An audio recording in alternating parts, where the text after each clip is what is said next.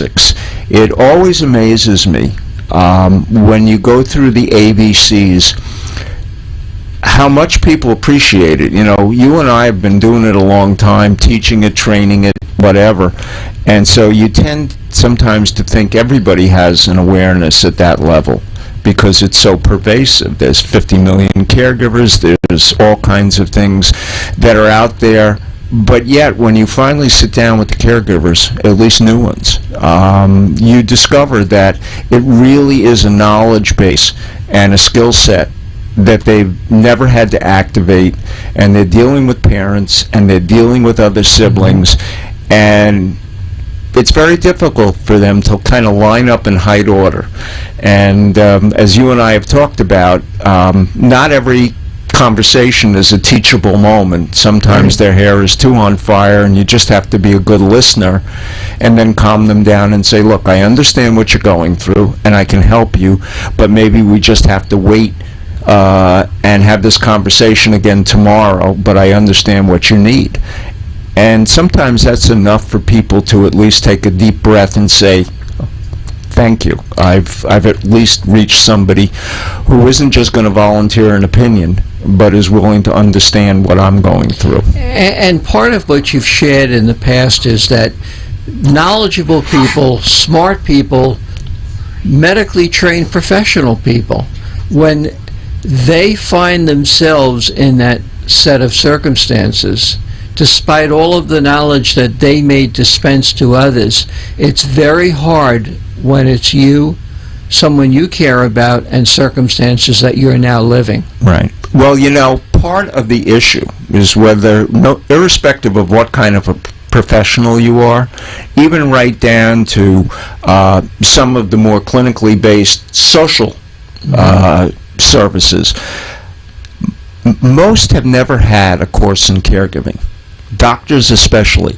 That's just amazing. Right. When you stop to think about it, in an aging society, how few have taken much in the way of geriatric training or have tried to move along with the flow of where the population is going.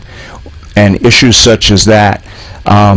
Lawyers. We have great elder law attorneys. We have good estate and trust and planning attorneys, but those attorneys really haven't been educated, nor should they necessarily, in caregiving. We're used to making referrals to the experts, and I think without, patting our egos too hard, we're experts in what we do, and it's very difficult to find real experts. I mean, between your knowledge base and what I understand as a gerontologist studying aging, as an elder care mediator who's been designated as a subject matter specialist by the Supreme Court of the state of Florida, a legal background and 25 years of doing this, writing the books, we have an understanding that most people can't bring to the table. And the ability to translate that down so that people can take that knowledge and actually use it.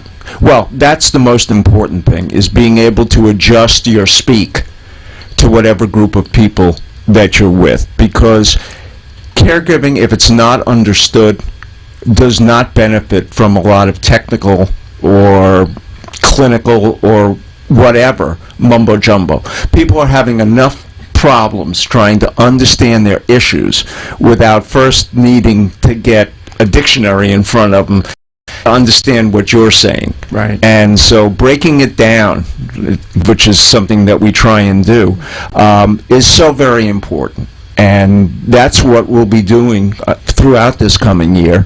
And I hope that we can make a difference in people's lives, if only to just tell them we understand there's a place and a knowledge base that we're willing to share, and that there are solutions. We can't change your loved one's disease, but we can make caregiving easier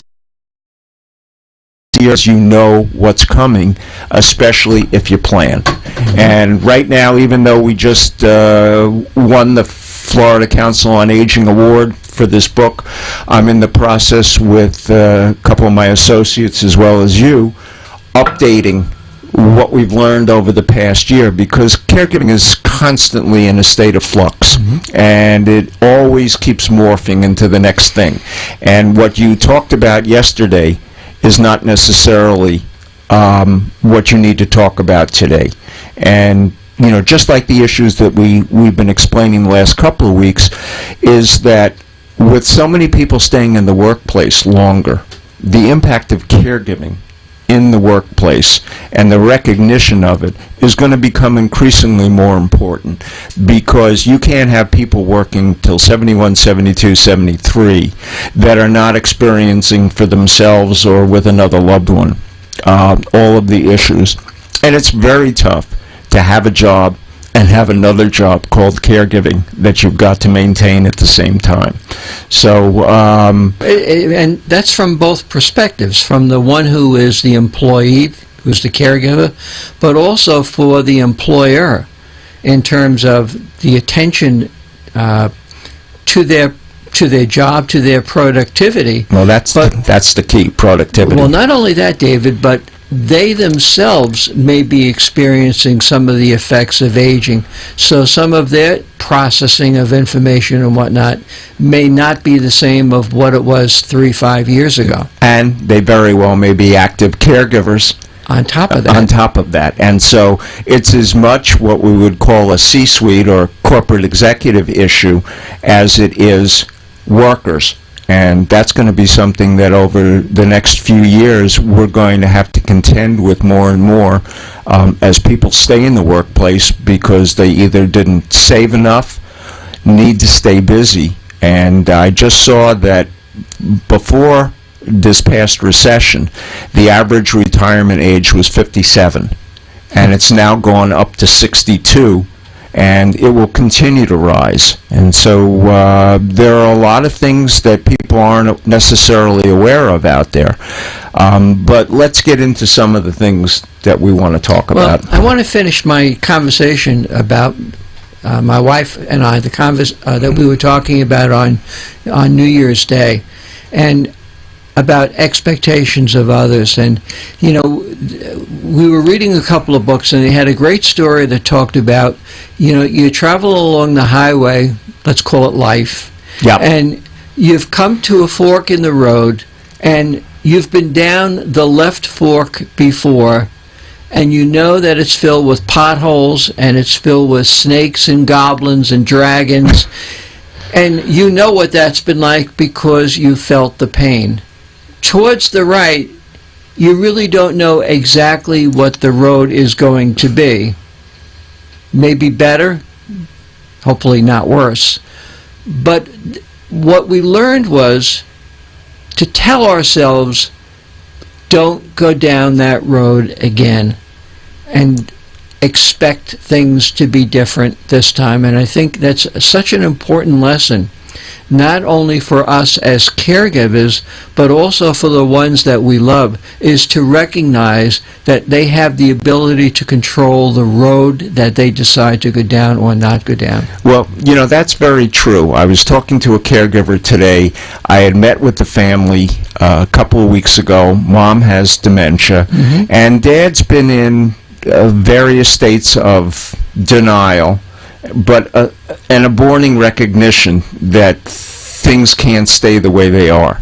And I had gotten on a conference call with one of the sons, and we explained to Dad what was really going on. And he said, I understand, and I'm going to take some of the action items that you've set forth and what you've explained to me today and do them. I called the son today. I wanted to find out, what was going on and his perception of it. And he said, we're right back at square one again.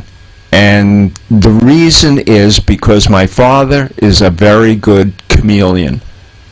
And he will sit there and tell you he understands and that he knows what's going on and that he's willing to listen and make changes. And then the minute you go out the door, he goes right back down the left side of the road. And because either he's afraid of the right side, or he just doesn't want to pick himself up and make choices that can be difficult. And that's a problem with a lot of caregivers. They would rather sit and suffer than make some changes that are beneficial both to themselves and a loved one. And I'm not necessarily saying, put somebody in a facility. But what I am saying is there are a lot of things that you can do when you have a loved one at home that can make life easier, especially if you have a plan and you understand how to deal with crises and you understand how to deal with the system. That is partially what the book is all about, and one of the things that we're updating is some of the things that I've learned in this past year, because you never stop learning in this business, and we put it into little narratives so that people, as they're designing what they need to do, can see how you set things up. And the first time around, we kept it very simple, and we've left that in there. But you and I both know how complicated caregiving can be, so I started to lay out some more complicated scenarios just so that people can understand that, A, when theirs gets complicated, it's not that we don't recognize it, but not everything is as simple as ABC, and that you need to do some homework in order to be an effective caregiver. Do you want to finish what you were saying about going down the wrong road, and Debbie? I think that really is a good mantra that I know that we're going to adopt, and for some of our listening audience, it provides a choice for them when they're coming upon a situation that they've had many, many times before, is not to go down that road. Yep. And that takes some discipline. To catch yourself ahead of time. Right. Because we all have a tendency to move back in the old comfortable shoes rather than put on new ones and go down a different trail. I wanted to let the audience know I had a conversation the other day. If the audience recalls, about 3 weeks ago we had Barry on the show, and Barry had his advanced directives and is dealing with a wife that he really wanted to find somebody or somewhere that would put her essentially out of her misery. But he learned very quickly that nobody at this moment is willing to do assisted suicide, and that he had a pretty good setup. But he went away for 9 days out to California. And that break, and I spoke to him yesterday, that break gave him a very different perspective. How so? Well, it showed him that getting out of that house, number one, even though they were attached at the hip, the system, so to speak, that he put in place with caregivers and hospice was working, and that he didn't have to marry himself to staying indoors just because his wife was there. One of the predicaments he has is now that he's back in that soup pot. And he still has a meeting coming up with hospice, but I said to him, you're not going to get anywhere with trying to ask somebody to put your wife out of her misery. But what I did say to him is, because he had a discussion with his children about whether he should put his wife in a nursing home, and at the time he was on the show, we said, well, you got yourself a pretty good setup, almost the equivalent of an excellent nursing home. But now what he's learned in those 9 days and some of the conversations we've had is that coming back into that same scenario at night during the day is not what he had having 9 days of relief. So what I said to him is, go to hospice and say to them, look, I need some extended respite. I got 9 days of just understanding what it was like to get a break. And I said, tell them, I mean, whether or not Medicare picks it up or whether or not it's done under the fact that he has a phenomenal long-term care policy, let them put her in to a facility, a hospice facility, where she'll get excellent care. Because one of the concerns that the kids had was they want to see mom's suffering stop, but at the same time they're worried that a nursing home, and I think this is a little bit ill-conceived, is going to try and keep her alive just to collect on a day-by-day basis. And I said to him, I think that's silly. I'm not calling the kids silly, but what I'm saying is a nursing home really has very, very little control over somebody that may be in the latter part of their terminal illness. And I said hospice is a great place because they're not trying to keep you there, but they do such an excellent job of bringing forth a level of spirituality, of a whole different mindset, and that it would be good for him, and the kids wouldn't have to worry about it being a nursing home, and that maybe with those 30 days or so, it would allow him to move further along in trying to break this codependency that he has imagined that he must do and suffer with his wife suffering. I think you hit the nail on the head, the codependency, because I've heard you say time and time again, caregiving can occur under many different roofs. It doesn't have to be the one that we live in. Correct. And we see it arise in all different kinds of situations, whether it's in independent or assisted living. I mean, there's more caregiving going on behind those doors and walls than people would ever imagine. We have it in memory clinics. We have it obviously in nursing homes, but we should never forget that along the way, and we all want healthy aging, but along the way there are things that happen to all of us. And just as we were talking about the other day, all it takes is one slip and fall, one broken hip, one fractured arm, and all of a sudden in an older person you're down. And once you're down for a few days, and believe me, I know, I took a heck of a fall about 12, 14 weeks ago that I am still recovering from. And all of that time that I had to be off of my feet was one of the most debilitating things that has happened to me. I lost body mass.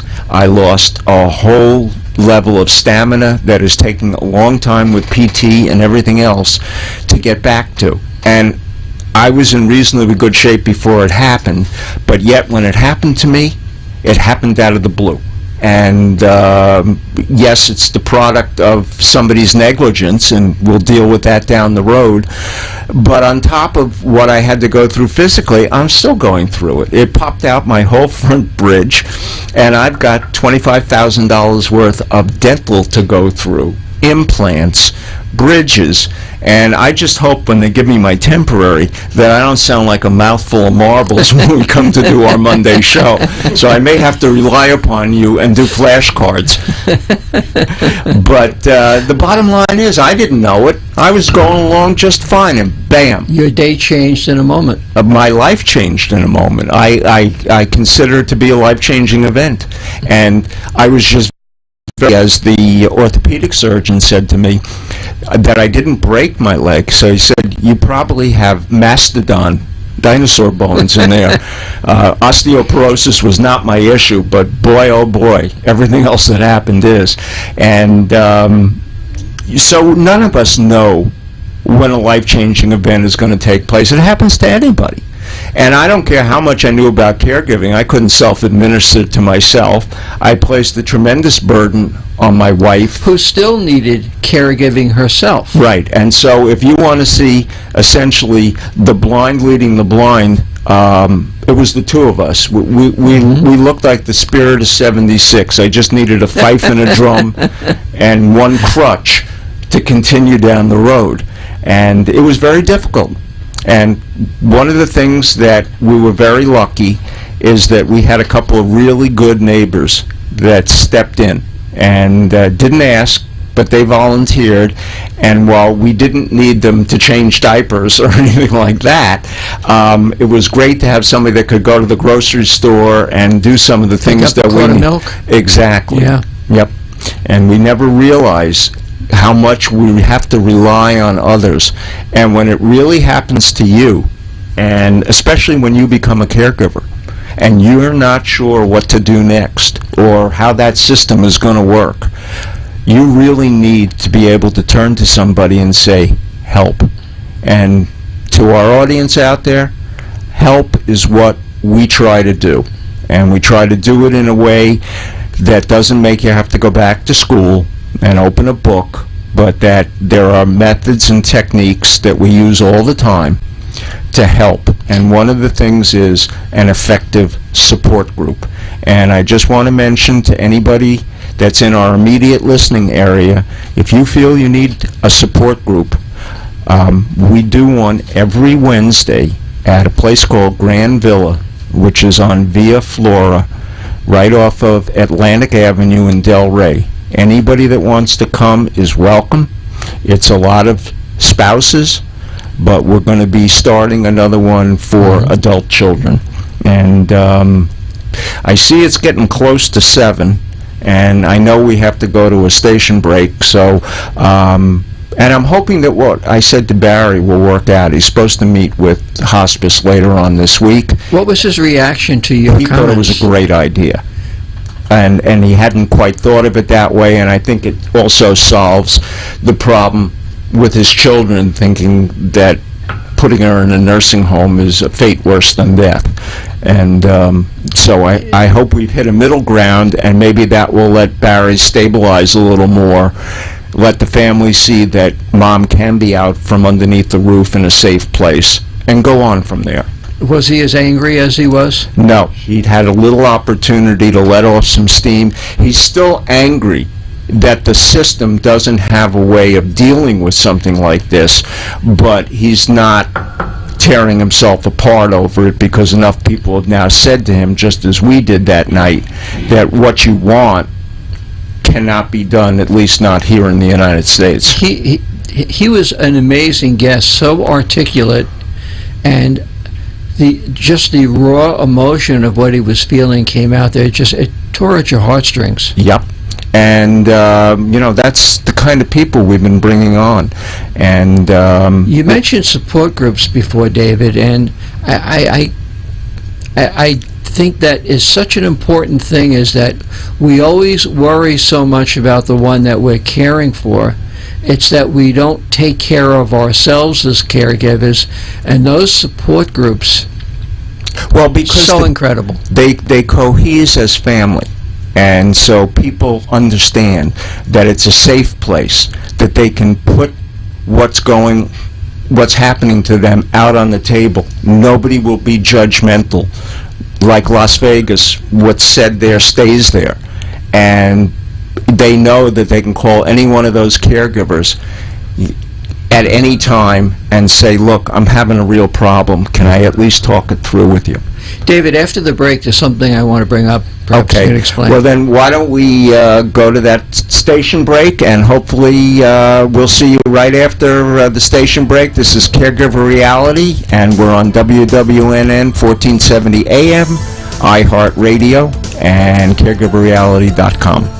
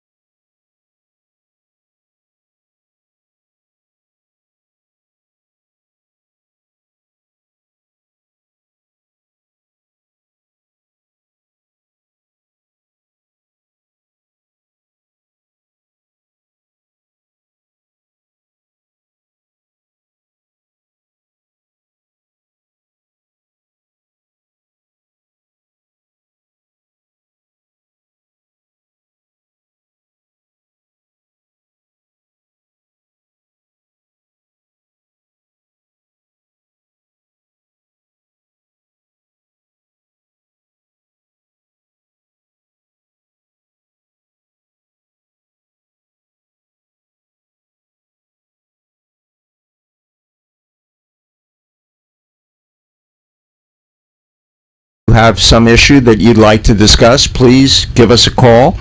And if you don't want to get on the air with us, we use first names only.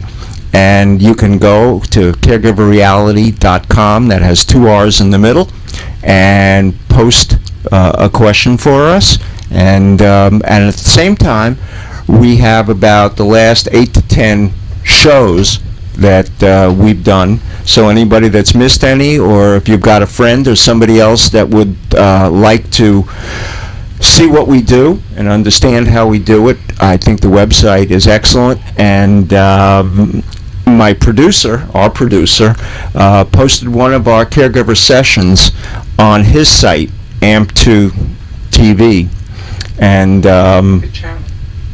And excuse me? TV channel. And it's a TV channel. It's .tv, and you can see the show. And this is the first time we put any of the caregiver support group out there. And so you may want to go and take a look for yourself. I think that's great. What a great learning tool. Well, and we're going to be doing more of that. And one of the things we're going to be doing, and I'm working with Freddie, and I need your help with it also, Paul, is that we're going to start to do 2 or 3 minute sound bites from our support group, take a particular issue, and go through it, or at least give a little preamble, what was going on, and what kind of a solution we came to give people a better idea of the comfort level of coming to a support group. And everybody that comes to a support group listens the first time that they come, and without a doubt. But by the time they leave, they recognize that they'll be back. I've rarely had, in my support groups, and what I'm aware of, very, very few people start a support group and leave, unless it's not effectively managed and facilitated. And one of my mantras, and you know I say it all the time, is caregiving is not a disease, and we don't need to be clinically analyzed for being caregivers. These are practical issues, ones that everybody faces, and it's the ABCs, just like going and making sure that if you got your durable powers of attorney, your advance directive, your living will, your regular will. I hear so many people say, I've got it covered in my will. Well, folks, that's great, but you're dead when that will comes up. And so Right. Whatever you wanted done in the meantime, while you're alive, and that's what we're talking about, you need to be able to steer the ship. And if you don't have those durable powers of attorney, those advance directives, you are at the whim of whatever system you get caught up in, whether or not it's the financial system and not being able to get to a safety deposit box, or whether it's the medical system and not being able to deal with them with an effective dialogue, or steer the course of your care. You had an issue that you wanted to bring up. Well,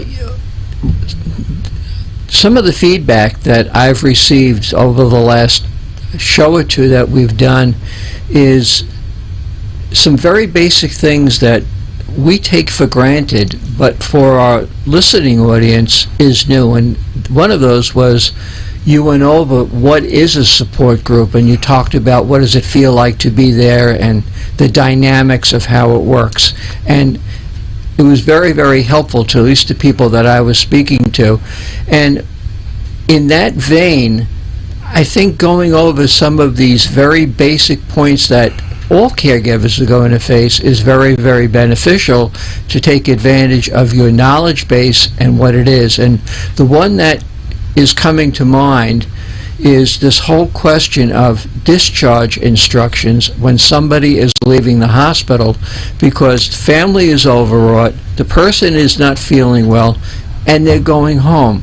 Maybe you can give a little bit of guidance on And that. maybe they're not going home. And one of the things that everybody should recognize, that in a nursing home, but most importantly, when you're in the hospital, from the moment you get there, there is a discharge planner who is working to see how you're going to get out and where you're going to go. And so one of the most important things is to be able to be in touch with that discharge planner from the moment that your loved one gets in the hospital, even if you think it's too soon, because you need to be able to help steer that ship.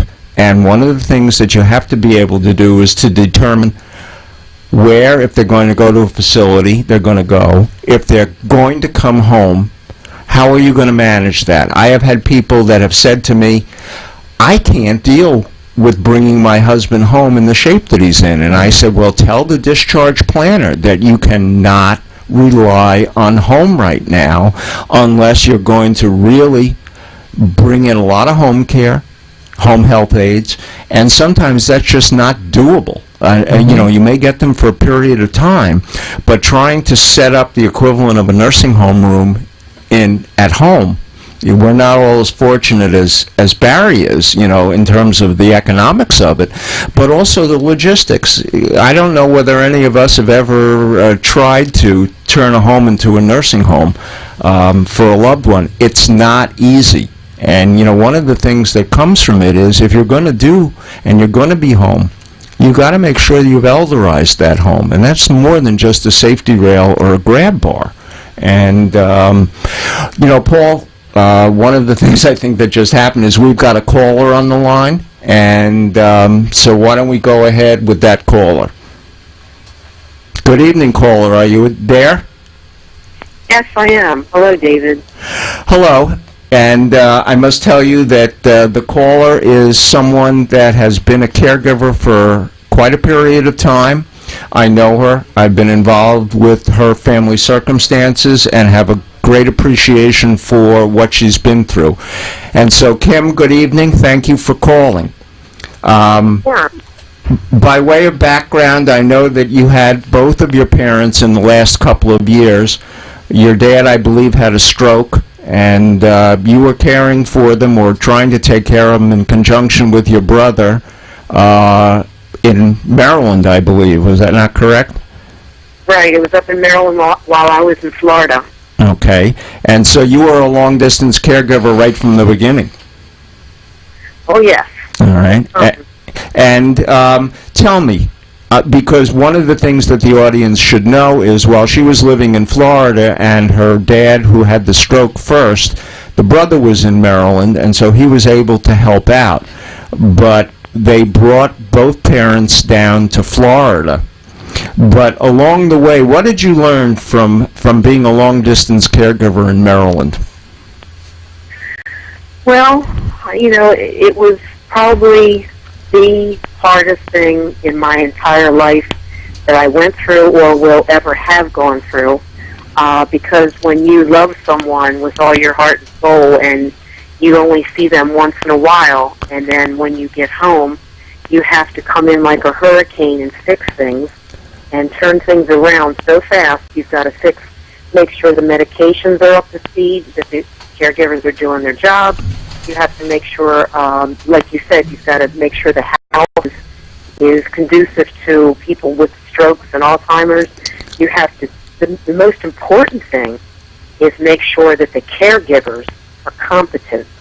You're talking about now a paid caregiver as opposed to you and your brother, correct? Yes, yeah. Obviously, you're going to need somebody that you know is excellent and a caregiver. We just oversaw everything. My brother would do it kind of halfway. He would do it the best of his ability. But you know, guys aren't the same as women. You know, I go the extra mile and I dot my I's and cross my T's. And my brother just makes sure somebody's in there. Well, you know, that men as caregivers try and always believe that they've got a solution, even though they may not have walked down that path before. So that's not unusual. And women are, to a great degree, different. They do dot their I's and cross their T's. But so the first thing that you had was difficulty playing caregiver from a distance. And then after Dad improved a little, you brought them both down to Florida, where they really happened on your watch. Is that correct? Right. I did a lot of homework and found a rental for them, and the most important thing was I had to find a caregiver before I brought them down, because I didn't just want to bring them down and start looking while I'm here, because we had just been through a nightmare of caregivers up north, and I just wanted to make sure things were set up correctly down here, because at least my brother was moving down here, I was here, even though I work out of the country, long distance every couple of weeks, at least I would be here. So I was looking around for caregivers, and I knew of a lady that was from the Philippines, and she had just finished taking care of predominant family in Bermuda, and she had to go back to the Philippines for her family. And then I talked to her, and I set things up to bring she and her husband over, because I thought maybe the husband can take care of my dad, and she could take care of my mom, and everybody would be happy. So that took a lot of doing, but, you know, when you're talking parents, you have to put your whole life on hold and make sure that you do that before you move them down here. But, you know, for those people that are listening that are wondering, should I move my parents closer to me, I would say without a shadow of a doubt, don't do it long distance, and do it in your own backyard where you can police things and know that they're okay. Well, didn't you, I don't mean to lead the conversation, but when you brought that family over, did they not have to return for a period of time? It seems to me that I remember them waiting for months and months to be able to come back into the country. And that during that period of time, while you had to travel outside the country, they were in the Philippines, and you had quite a predicament on your hands in terms of finding caregivers. Was that not correct? Yeah, that's the understatement of the year. I at first we had some caregivers, and I haven't really ever found ones that are, you know, that competent. But my caregivers had to fly home because they came in on a special visa, and they were only allowed to stay for a short period of time, and then they went home for a year. And when they went home for the year, I only had maybe 2 weeks' notice to go find somebody else, and I panicked because finding a good caregiver in South Florida is like finding a needle in a haystack. So luckily she had a friend from the Philippines as well, because the Filipinos are extremely caring and family-oriented people, and ones you can trust. So she had a friend, she filled in, and I didn't know how long that was going to last, and then she had to leave, and another Filipino friend came in. So, I mean, I went through caregivers, and then all of a sudden my caregiver called and said, we got our papers, and we're on our way back. All right, but before that happened, Dad passed away, is that correct? After I brought them down, in like March, and in August, he wasn't, you know, he wasn't really that sick. He was in pretty good shape, and yeah, he passed away. And then, so when my caregiver came back, they were taking care of just my mom. All right, and your mom essentially had dementia, did she not?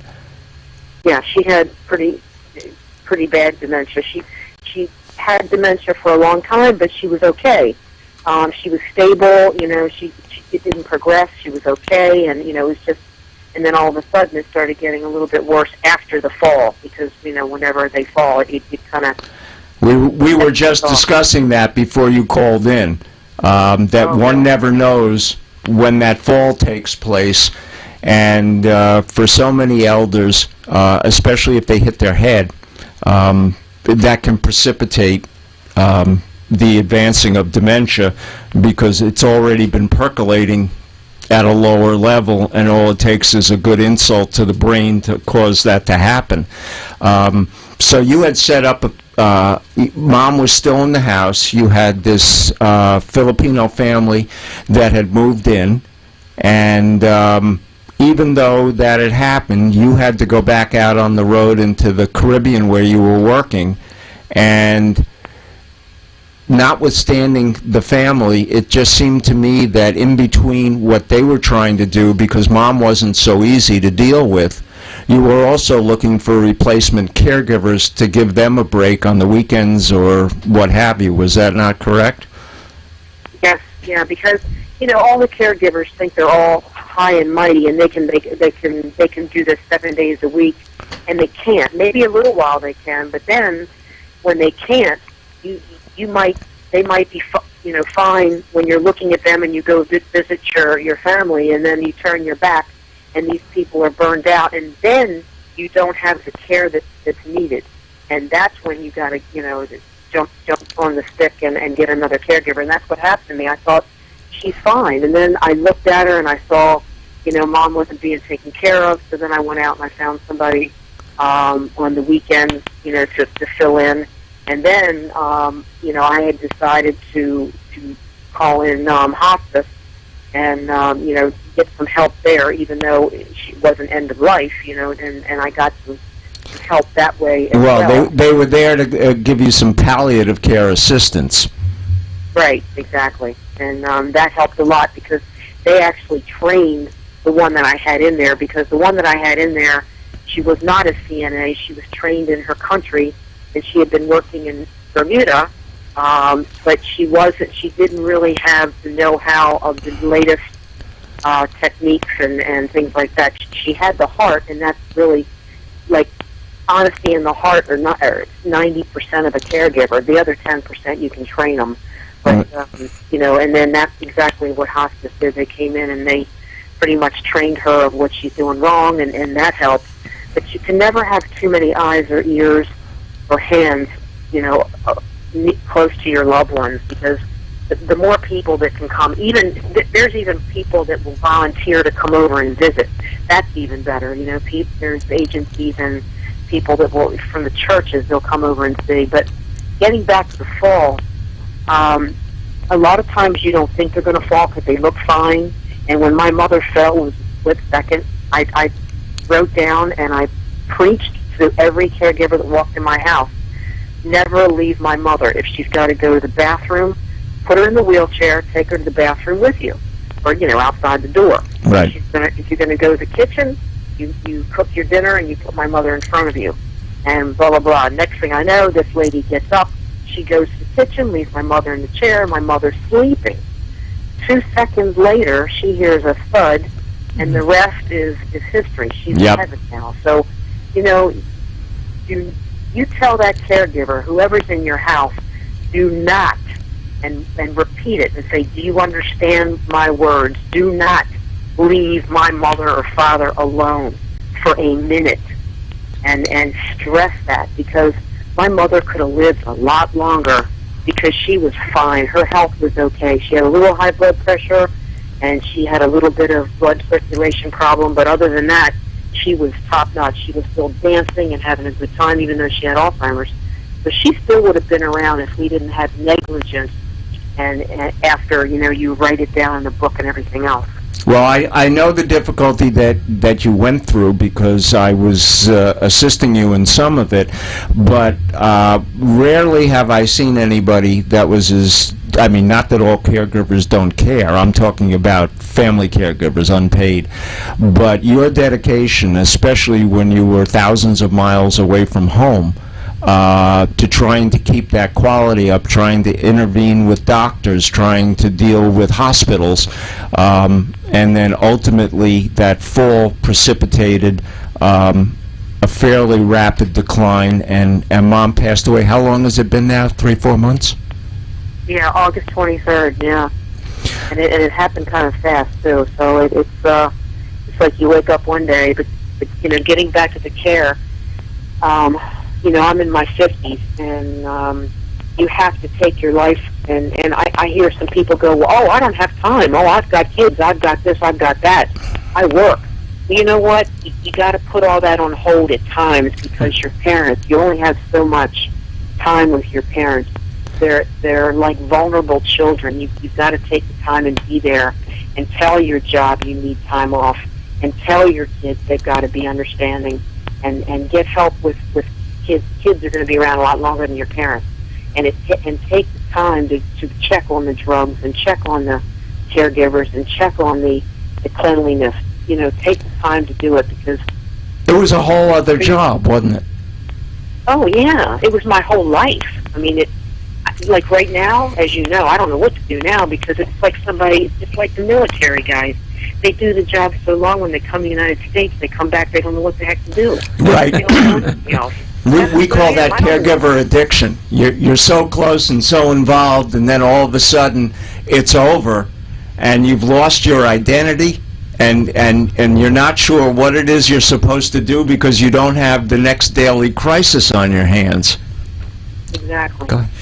I'm finding myself still helping people, though. Not that I'm searching it out. It's just there's so many people in the streets and in the stores and all over the place that are by themselves, and like Christmas time, all these old people that are by themselves, and everybody else, they're running around so busy. Each one of us that's listening tonight should go out and dedicate some time, if it's an hour, if it's a day, a weekend, and go help some older people. If I know you've got your hands full with your parents, but if you don't and you're still listening in, go out and help an elderly person, because they need it bad. Yes, bad. and that's a wonderful attitude. Paul has a question for you. Good evening, Kim. Thank you for coming on board and sharing your story today. And let me first offer my condolences on your loss. Just an incredible amount of love and dedication I heard coming from you today. You began by saying that this was the hardest job of your life, or that you ever will have. Can you speak a little bit to the range of emotions that you went through as you were experiencing all of this, please? Oh yeah, I mean it was peaks and valleys like you can't believe it. The sadness. I'll tell you, the severity of the suffering that everybody kept saying, "Oh, how are you holding up?" I said, "Me? Who cares about me? She's the one that's suffering." And they go, "Oh yeah, but you suffer." Yes, I suffer, but to watch a mother or a father hurt or be innocent and want to die, because my mother kept saying, "Oh, I wish I was dead. Oh, I wish I was dead."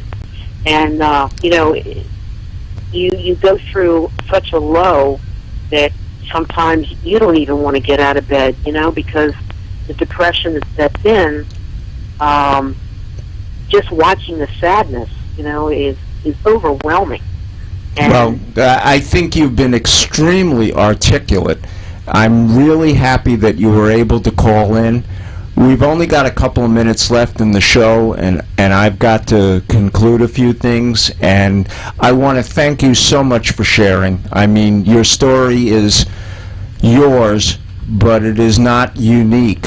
But your dedication and your suffering, we respect and understand that the system at times and trying to find effective caregivers didn't always work, but even though you were thousands of miles away,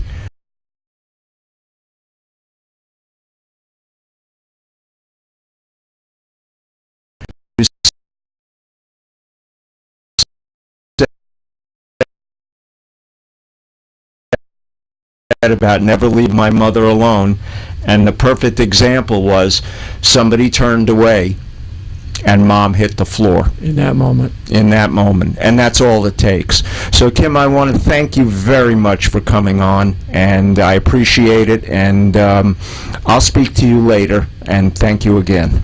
It was nice speaking with you, Kim. Thank you. Oh, thanks. And I just want to tell everybody listening, one big thing, keep the faith, because I didn't have the strength to do this. God Almighty did it. And you just keep the faith and keep smiling while you're going through the caregiving process. Because when you smile, it makes your mother and father smile. You just keep the faith and say your prayers, and everything will work out okay. Great advice. Yep, absolutely. And that spirituality is all part of what it takes to get through.